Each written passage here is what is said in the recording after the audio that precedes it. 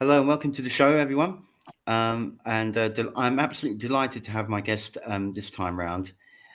He worked on classic Doctor Who in the 1970s predominantly, which is what we'll know him for this show. But he's done an awful lot before and since, and we'll touch upon some of that too. He is production designer and art director, and it's none other than Roger Murray Leach. How are you, Roger? I'm fine, thank you very much. Good. Roger, okay, let's get going.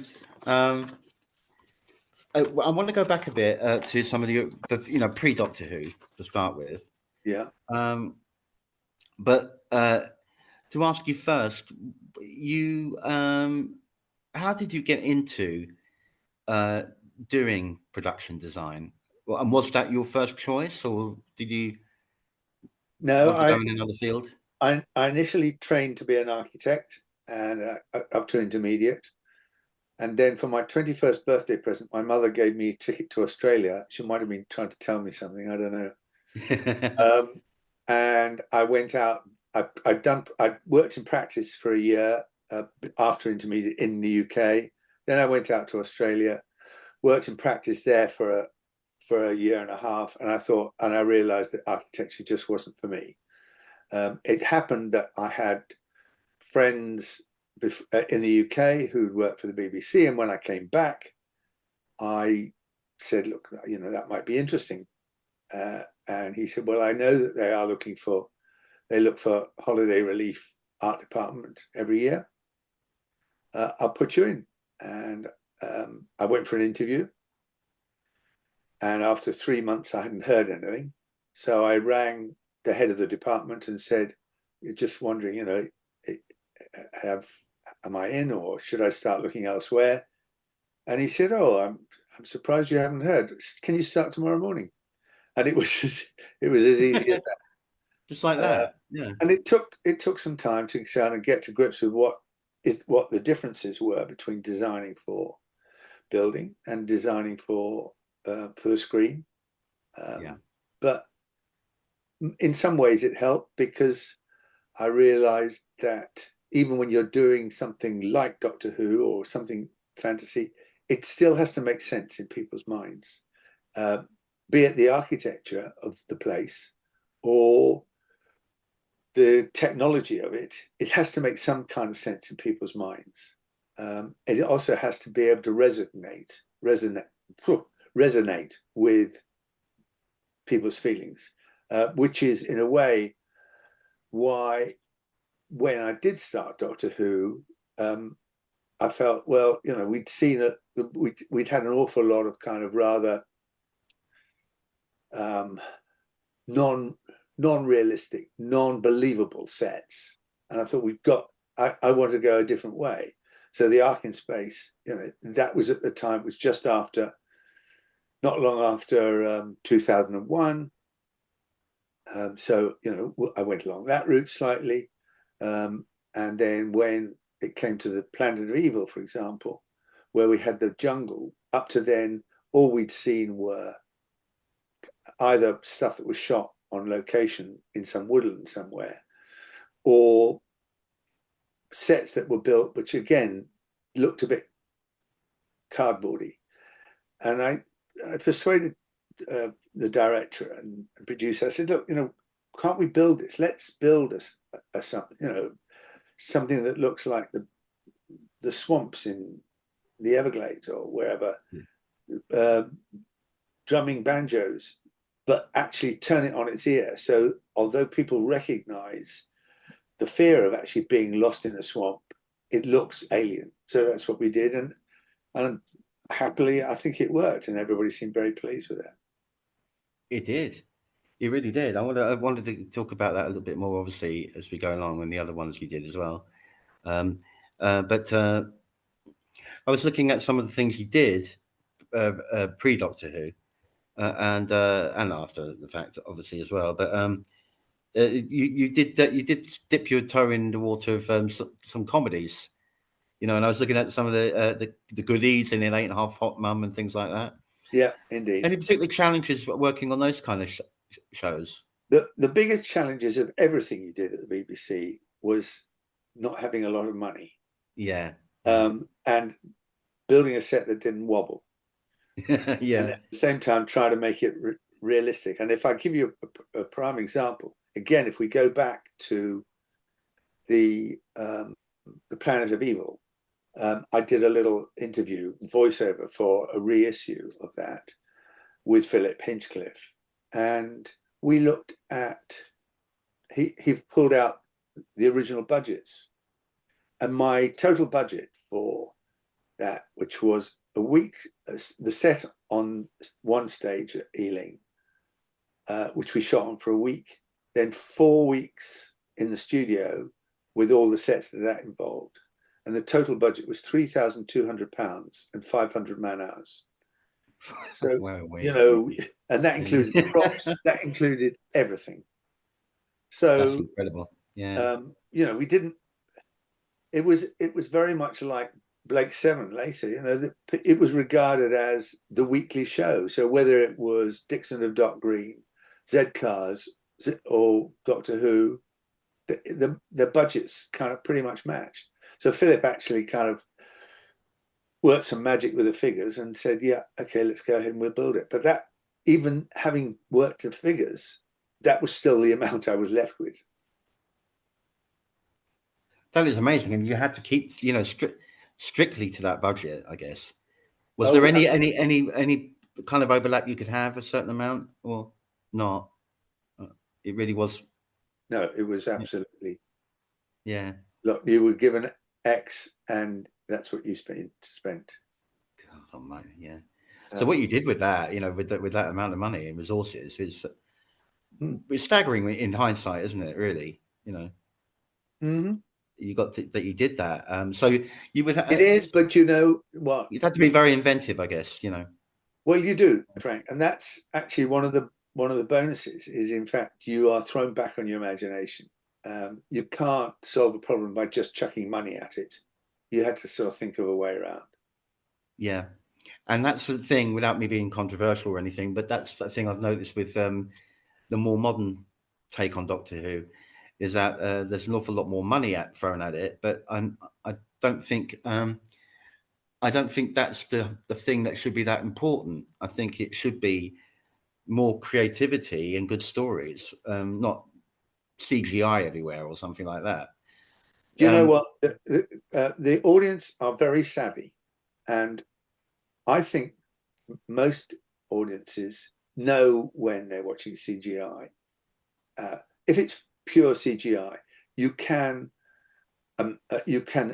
enhance a picture by using CGI, and that works very well indeed. But in a fully CGI environment, I think people get it. And if you look at films like, say, Fury Road, which was the previous Mad Max, yeah, whether you liked the story or you didn't, it absolutely gripped people because they believed it, and they believed it because he used very, very little CGI on that film. Yeah, yeah. Yes, I mean it is fairly obvious when it's CGI, generally speaking. Yeah. If it's used subtly, I think, and although it does depend what kind of film you're using it for. If you're using it for something like fantasy films or something like that, then you know it's going to be more obvious, really. Well, then the film becomes more about the sets than the story. But at the same time, if the story is not there, you know, people lose interest very quickly. Yeah, absolutely. So I think the thing that really should be more important is story. That's the first and foremost thing. And then the visuals, you know, from that to complement with what you're doing, you know, rather than saturating it as some things are more spectacle rather than story and plot, you know. But anyway, that's my feelings on the modern take of it, really, compared to the classic. It's true. I think, and the other thing I would say, and I should probably get into terrible trouble for this, there were always messages in Doctor Who, but they were very subtle. Yes, and I think if you preach to people, you lose them. If you let them discover for themselves, you'll draw them in. Yeah, And there is a great danger if you hammer a message home.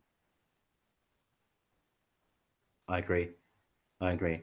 Um, I say, I just realised that you're talking about things that stick in your mind as memorable in television. And it's memorable for what I'm not sure what kind of what reasons, the good reasons or not, I suppose, really. But I remember it. Was the Goodies episode with Kitten Kong that Yeah, you did, which is obviously a take on King Kong, but with a little cat, yeah, going around terrorizing London, and the famous scene of it on the post office tower, yeah. you know, collapsing. Um, did in terms of production design on that, Roger, were you responsible for on that particular one, if you remember? Was Um, that just the well, main that set was that a they model. were in, or It was a model and a real cat. yeah, yeah, And I can't remember his name. We had one of the cameramen who used to do the kind of the effects work, and most of it was done in camera. I mean, we just didn't have the technology. We didn't have the CGI then, and it was, when you look back at it, it's fairly clunky, but for the time it worked, and people knew what they were watching, yeah, and so that was okay, I think. I mean, going back, yeah, just going back to what we were talking about earlier, yeah, a few years ago, Philip Hinchcliffe and I went to a Doctor Who convention up in the Midlands, and a guy with his little girl was in the audience. We were doing a Q&A, and he said he just wanted to say thank you to Philip and to all of us. And Philip said, well, that's very nice. Why specifically? And he said, well, when I was a kid, I used to sit there with my parents and watch Doctor Who, and it yeah. was a real family event. But he said, I feel the present ones, I can't watch with my daughter. So we go back and we watch the old ones. Yes, yeah. And I've been watching an awful lot of old Doctor Who lately to kind of satisfy myself and what's currently being available. Um, I've kind of yeah, it's been I hate to say it, Roger, but I've been finding it quite polarizing, really, and I'm not alone. Yeah. um, you know, but we don't want to go down that rabbit hole, I don't think. But anyway, uh, Blake Seven, how did you find that, Roger? I mean, that was kind of like almost. I think at one time it was kind of considered like the sister show to Doctor Who in a way. Um, Okay. I'll try and bleep out any language. All right. right. No, you can swear. Up to a point. Um, Yeah, David Maloney and I'd worked with David a lot on Doctor Who. We got on really well, and we tended to sort of think along the same lines. And he was approached. Terry Nation came up with this idea for Blake Seven, which was supposed to be a sort of more grown-up sci-fi series. Would he produce it? Yes, he would. He came to me. Would I be interested? Would I like to come on and design it? Yes, I would. And it was going to be. It was 3 directors. David was producer, 3 directors, and obviously 3 designers. But David said to me, "Would I lead it?" Which I was happy to do. So the start was interesting because he said, "There's this new sci-fi film come out. I think we probably ought to go and see it and see what the competition is." And you've probably heard this story already, but anyway. right. And we went to see a preview at the Dominion in Oxford Street, and the titles came up, and this huge spaceship flew over the top of us, and the beginning of Star Wars came on. Yeah, And I yeah. said, "Yes, David, I'm off. we didn't stand we're dead in the water." Yeah. But actually, that was a challenge. It meant that everything had to be pitched up a level, because again, what people were watching was much more sophisticated. Again, the problem was we had Z-Car's budget. Yeah. So how the hell are we going to do this? You know, we had to have a set that would stand, but had that sort of sophistication. I had one other problem, which was that we had 3 directors, and they all had slightly different ideas of how they wanted to have it and wanted to make it. And I said to David, look, I'm not quite sure how we. What do I do? And he said, "Oh, just chat to them. You can sort it out."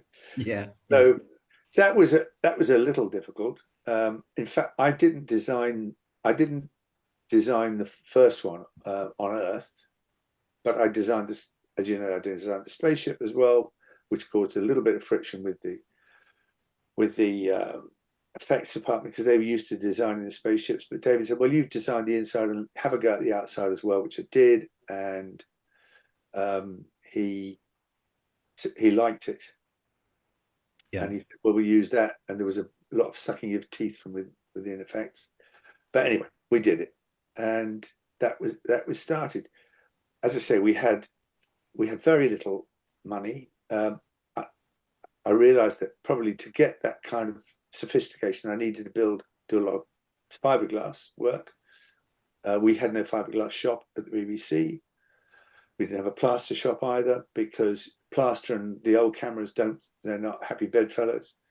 But I found a guy I knew who built racing car bodies, and I said, "Look, would you do these for me?" And he said he would. Got the BBC agreed that he could do it. What I didn't realize at the time was that he had other things on his mind that had nothing to do with fiberglass, more to do with his social life, and everything was getting very behind. So the guy who was helping me, Les McCallum, and I ended up several nights. I lived out near Pangbourne, where his workshop was, laying out fiberglass. I've hated the smell ever since. Yeah.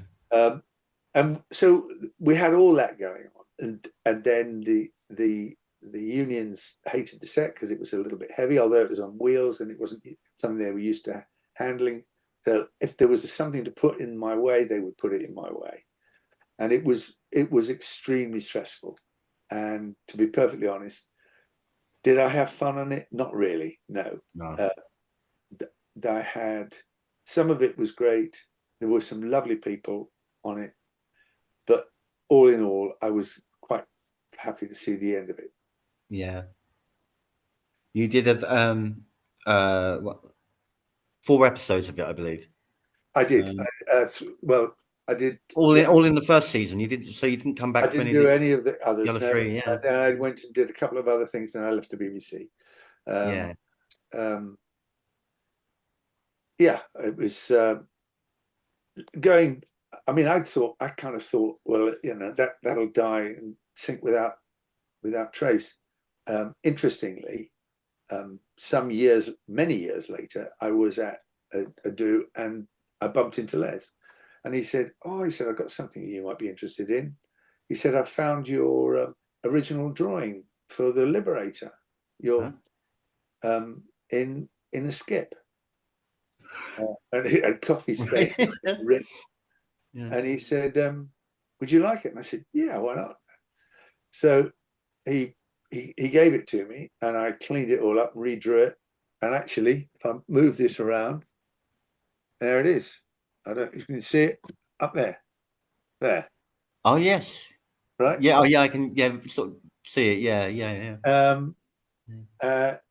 And I said, "You ought to sell that probably, Les." And he said, "I did try, but the BBC stopped me because they said it was their property." And I said, "Well, why don't they throw it away then?" Anyway, strange thing. Life changes. Yeah. But there we go. So, and I took that drawing out to a Doctor Who thing in America, because I just wanted a drawing of a spaceship. Because you have to sit down and do some signing or what have you. And I thought, well, nobody will know what it is anyway. Was I wrong? Oh God, you designed the Liberator. Oh, that's bad. There we go. There's quite a lot of Doctor Who people that that have that crossover with Blake Seven as well. Yeah, more than you might think. Lovely really. cast. Yeah, yeah, cast and some delightful people, but just getting it into the set stage every week. I mean, you know, he used to arrive in looking as if it had been hit by a steamroller every week. It just got banged around. Nobody liked, you know, and it was quite stressful. yeah. Getting on to Doctor Who now. Your first one, it's a double question really in a sense because the set that you used for uh, Tom's second story, The Ark in Space, was reused and slightly modified for Revenge of the Cybermen as well. Yeah, The space ark, you know, the yeah. station. So would those two stories been on in the same recording block? I would have thought. No, they Would they have weren't. been done back to They back? weren't because I Yeah, had to alter it. But um, there were, I think there were two stories that were hangovers from that Philip inherited. And I don't think Barry Letts had not, you know, they just come in for the next series, but he then stepped aside. Philip inherited them without a lot of time to do anything about it. Bob Holmes, who was the script editor, worked on Ark in Space, and that had reworked that, and the Suntaran Experiment. All of those, I think, were from throwbacks. I may be wrong about the Ark in Space. Certainly, the Suntaran Experiment was, which is actually we shot first while we were building the second one, and also to help Philip get his feet under the table. yeah, And I didn't like the Revenge of the Cybermen at all. I mean, again, we were little at the time. Philip said, "Look, we can set it as if they're still traveling in the same spaceship, but we'll set it a few days differently. So you know, kind of rework it, redress it. And that's how that happened. yeah, As a story, it wasn't much fun. I didn't think it worked terribly well. I don't think anybody did really. We also had a very close shave for Liz Sladen. The series, the sequence we shot in Wookiee Hole, she was on a little sort of paddleboard thing, and she fell in, and the river that runs under the caves is called the Styx, and she was being swept under the rocks, and luckily one of the stuntmen was standing right there, and he leapt in and pulled her out. But yeah. That was the happiest. It wasn't the happiest of. No, that was really very hair raising. That, yeah, you know, wow. Um, yeah, Wookiee Hole. Yeah, that's right. It was down there, and that's still a tourist attraction to this day, I think, isn't it? People still visit it. Yeah, yeah. Um, uh, so Planet of Evil is one that sticks to mind. It sticks in my mind a lot due to the alien jungle, as it Yeah, were, in it, and it. I mean, it's very visually striking anyway when it's on videotape. But when they recorded it, I think at Ealing, is that right? it was show healing. Yeah, You've got the filmic look to it, yeah, and it seems to give it so much more depth, yeah. and it looks so much bigger and bigger Well, it was scale. much bigger. It really It does. was It it really was changes the yeah. the aspect of it compared to videotape. Do you know? It always seemed a shame to me, and I did try it on a few occasions to persuade people to have a change of thought. The difference between video quality and film quality then was so marked. Yeah, And I said, can't we use that dramatically? You know, that when they go into one environment, it's film, and when they go into another environment, it's video. yeah, And it was considered. And then, by the time people had thought about it for too long, the quality of video had improved to such a degree that it was no longer relevant. So. yeah. It was always jarring when you did like in studio stuff, and then you go on location and switch from scene to scene, and both on videotape. But you could see the differences. you know, from outside cameras to studio, and it would sometimes jar, you know, in those old stories.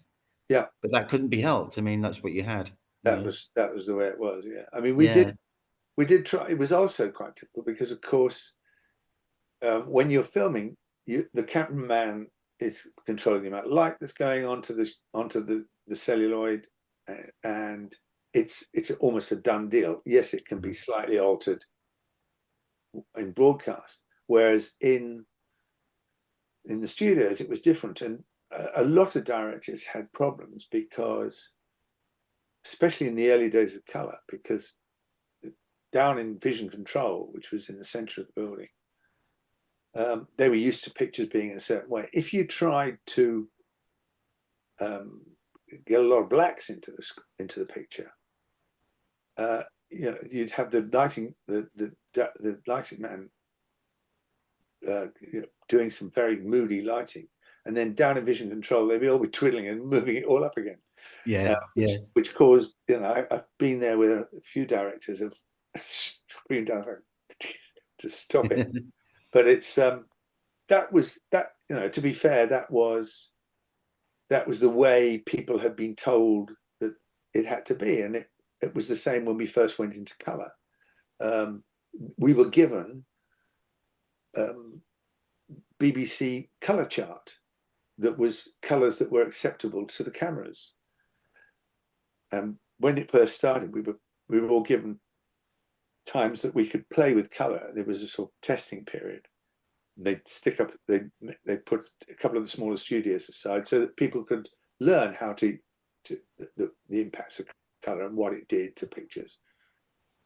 And I was a young assistant at the time, and the designer I was working with said, "I got an idea, Roger." He said, "Just go back to the office and get 2 or 3 sheets of card and just get any old tubes of paint and stick them on the card and just see what happens." So I did that, took them back down to the studio, and we put them on an easel, and people went, "Oh my God, it's green. Oh, look." So the BBC had gone to all this trouble of producing colors which the manufacturers of the cameras had said, "Oh, these are the ones that will really work." And actually they all worked. Yeah, yeah. um, I've got to ask you about the final one. It was because you bowed out. You kind of bowed out. I don't know. You'll be able to tell me the reasons why, Roger, I suppose. But it turns out that the final production, Talons of Weng Chiang, was also Philip Hinchcliffe's last Yeah. production in the series, and you bowed out at the same time. That's how it seemed, you know. But It sort of was. It wasn't so much intentional, but we'd both done 3 years. I'd done, I think, 32 episodes. yeah, 60 episodes, something like that, in the 3 years. And I realized I was beginning to fall back on ideas I'd had before, or the temptation to fall back. And I thought, I have to stop now, because otherwise it's just going to become repetitive. And also, David at the time was talking about Blake 7. And I thought, even if I come back to it, I'd like to take a break. But I never went back to it. yeah. So the sets on, I mean, let's face it, to go out on that one, really, you did go. I think you both went out on a high. You know, the sets are pretty stunning on that. Made more so, I think, because it's a period piece, and I think BBC always did periods really well. I thought, you know. Yeah. Well, we did have, you know, we had. I mean, this is the other thing about sci-fi. You can't just go down to the scene store or the prop doc, No. use something. You know, nearly everything has to be either built or you've got to use something else or whatever. Whereas if you're building the inside of a Victorian house, we had doors and flats and windows and what have you, which we could then reuse and redecorate and what have you. So that was okay. What was particularly interesting about that, and the more I think about it, the more I think, and when I've told people about this, I go, really? As you remember, we had all the scenes in the Seers. Yes. Yeah. And there was no internet then, but there were a few books which they sort of drawn cross sections, but not really very much. And how the hell are we going to reproduce this? So the production manager rang London Central Wastewater, whoever they call it, sewage treatment plant, and said, "Look, have you got any pictures? Well, why don't you come and have a look?" Right. What? Yeah. So we went down to this place, which is not far from Earl's Court, and down a hole in the ground, and we spent 2.5 hours down in the sewers, which once you're below street level, actually the smell stops as well. You just don't want to look where you're walking. But I have to say, it's extraordinary. I mean, the look of it, all those chambers that were there were pretty much as is. I mean, you do see stuff like that. There are interjoining chambers and places where sewage and water goes over waterfalls and areas where you can see through. I mean, again, we had no money, but and trying to build the sewers in the studio was fun and games. Eventually, I managed to persuade them to actually let me bring somebody in and fiberglass the tank in the studio, because it was the only way we could get it to hold water. Yeah. Also, unfortunately, did John Bloomfield, who designed the costumes, had designed the rat, and he raced off to get something from up to wardrobe to dirty down the rat a bit, and by the time he got back, they'd already shot it, so it was a little bit cuddly. But those things happen. Yeah. But you had some beautiful designs there in that story, I think. The layer, the where the villain was, that kind of place was really very good, very elaborate. Underneath the theatre, as it were, and did you design the I can't remember what they called it in it, where he would take the girls and disintegrate them in this kind of sarcophagus thing? Yeah, I can't remember what it was actually called now. There were two. There was one that looked a bit like a kind of there was one that looked, as far as I can remember, that looked like a mummy case almost. And then there was also the cabinet, the Chinese cabinet, both of which I designed and built. Yeah, they were really good. Yeah.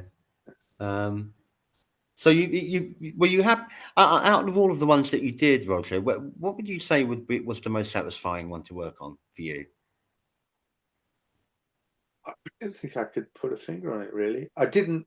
All I could say is the ones I didn't really enjoy which was I didn't enjoy because I didn't really get very much out of it personally. Was the one, the Revenge of the Cybermen, and with all of these things, I mean, even the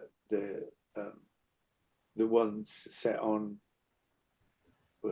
with the Time Lords, we had no money on those things. I mean, that was an interesting one as well. Oh, the one, the Deadly Assassin. That's it. Yeah. Which Tom was on his own. Did a solo story. It was a solo. He didn't have a companion on that one, did he? Yeah. I did hear that he didn't want to have a companion after Liz left, and he said he actually suggested that like he could have a talking cabbage as a companion at one point. Quite possibly. I mean, Tom and I got on really well, and that was pure happenstance. You may or may not know the story, but when we were doing the Sontan experiment, which was mostly on location, we were shooting on Dartmoor, but at the same time we were getting ready for the Ark in Space. So I was whizzing up and down from Shepherd's Bush to Dartmoor on a kind of almost weekly basis. And I'd set something up on Hounds Tour in Dartmoor, and I was kind of ready to leave. A few things to chat through with the director and with Philip, and the weather had been terrible. It was very wet, been very wet. In fact, if you look carefully at that, you can see the rain dripping off various things. You can't. Yeah, It doesn't look as bad as it actually was. And Tom slipped and he fell and he broke his collarbone on a rock. yes, And we had to yeah, get him to hospital. And they were in the middle of shooting. They said, "Look, we can't stop. Roger, would you mind going into Newton Abbot, the hospital, and make sure he's okay?" And I said, "Yeah, of course I will." And I followed him in, followed this ambulance, blue lights flashing, which was quite fun. They said, "Oh, just stick him behind us and ignore the lights." And got to the hospital, and he was obviously very concerned because it was his first one, and he thought, well, is this going to be it? I mean, am I going to lose the part? yeah, And so we had, as you do in hospitals, we probably sat there for a couple of hours chatting and got on really well. And that was, so that actually made the whole thing very enjoyable from my point of view. And anyway, that's it. Yeah. yeah. Interesting. It's very interesting. Yeah. Um, After leaving Doctor Who, Roger, there's a couple of things here I wanted to ask you about. A couple of movies that you did. Uh, Local Hero was one, Yeah. which well featured a very big Hollywood star at the time. Burt Lancaster, for God's sake, was in that. Yeah. And a rather rising star who became a future Doctor Who, Peter Capaldi, Yeah. was in that. Do you know the story about? Have you heard the story about that? No, go on, tell me, please. Yeah. I mean, I have repeated it so often, but it was my first big feature, and although I'd done a thing called the Wilderness Years before, which is actually where I met the line producer who was working on that, and when Local Hero came up, he said he asked me to come and meet Bill Forsyth, which was great. And there was this young, almost sort of first time film actor, young actor, and I'd been trying to keep the fact that I worked on Doctor Who quite quiet because the attitude then was, if you came into the movie business, you were some turkey from television who was coming to take the jobs of people who really knew how to do it. So I as I said, kept it very quiet. And he came up to me one day and he said, "Here, I hear you did Doctor Who." And I said, "Oh, yes, I did. God, I'm so jealous. I'd love to work on that." Peter Capaldi. So, But there's no secret that he was a huge fan of the show. Yeah. As a kid, Yeah. and Yeah. Well, that's he used to badger the BBC constantly when he was young or something, with story ideas and things like that. Yeah. Which always got rejected.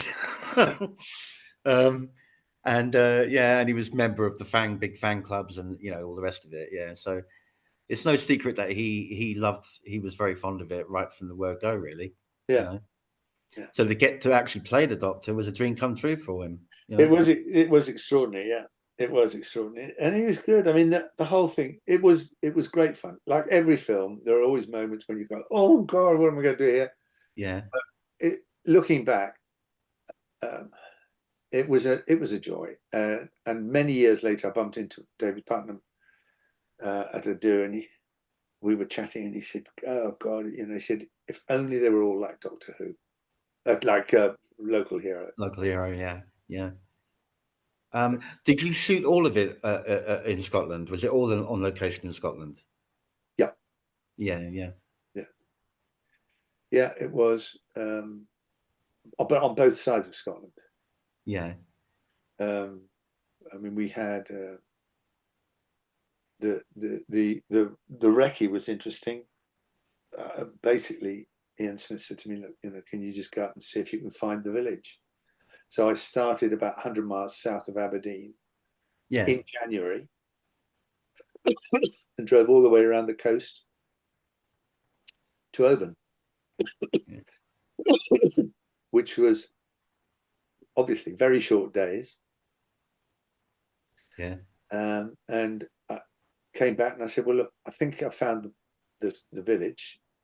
And Bill came up with Ian and they had a look, and after a lot of pondering said, yes, I think we can do it. And then we didn't have a beach, but it was just a shingle beach. And we found the beach right on the other side, just outside my leg. So I was whizzing backwards and forwards to both sides of Scotland, up and down the Great Glen. And the big set, the Houston set, we shot obviously some in Houston itself, but Happer's office and the staircase we actually built in, or not the staircase, but that office itself, we built in the Long John whiskey bonded warehouse in Fort William. Right. Yeah. Which is Great. Brilliant. So how long were you on location for? What was general? Was it 4 to 6 weeks generally? Kind of shoot like that, or more than that? no, because obviously the art department are there much longer. Yeah. Because we're getting everything ready, getting sets built, and then I was having to go backwards and forwards to America as well. Sure. Yeah. Yeah. So again, the sort of thing that was fun. The prop master, Ben's shack on the beach. I said to the prop master, look, I tried drawing it up and it just didn't work. I thought, how can you draw up something which you're trying to build out of objet trouvé, out of beachcombing? So I just made a list of things that I thought we could start with. So I said, see if you can find me a couple of old boats that are wrecked, a couple of old windows, this, that, and the other. And I gave him this arm's length list and went to the States for 2 weeks and said, see what you can do. And when I got back, there was this pile of old crap on the sand. And got a couple of carpenters and we sorted all through it and we just built it as we went along, which was fun. Brilliant. Yeah, one memorable movie I remember. I mean, there's been so many adaptations of it, but one that I thought was really good was the one you worked on for the A Christmas Carol. Mm-hmm. This time we got a Canadian actor playing Scrooge. George C. Scott, a very fine actor too. Playing him, and it was very memorable, that film, I thought. What do you recall of working on that, Roger? It was the most difficult thing actually was finding anywhere to shoot it. A friend of mine who's a location manager started and drove up the east side of England, and I drove up the west. We didn't want to obviously go into Scotland. I rang him up and I said, I think I may have found it in Shrewsbury. And they were incredibly helpful and welcoming. And that was it. I mean, we did have fun and games. We covered the square in Shrewsbury with salt. And when we finished, the effects guys just washed it all down the drains. God, when you couldn't get away with that now. No, you wouldn't be able to. No. But yeah, it was interesting. Yeah. So I'm trying. I haven't seen it for a long time, but I'm just trying to recall some of the sets you would have done there. There was Scrooge's house, the interior of Scrooge's house, we built in an industrial unit. That was just the inside. The outside had been the old judge's house in Shrewsbury. What else did we build? We built the inside of Bob Cratchit's house, but again, the outside is in Shrewsbury on bare steps, but we had to clad the outside of it. What else?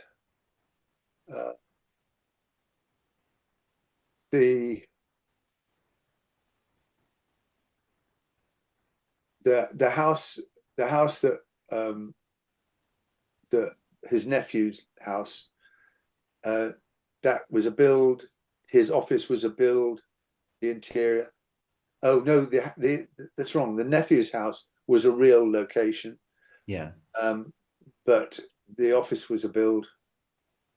I mean, we go back to sort of health and safety.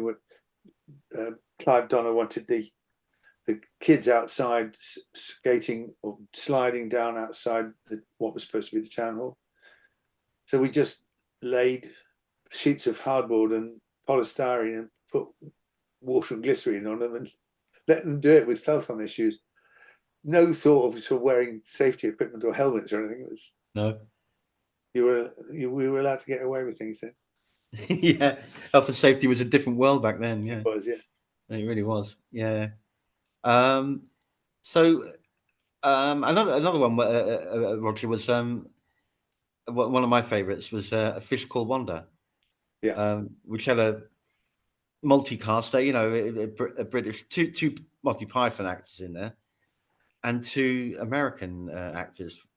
Among Jamie Lee Curtis, Kevin Kline, was it? I think. Yeah.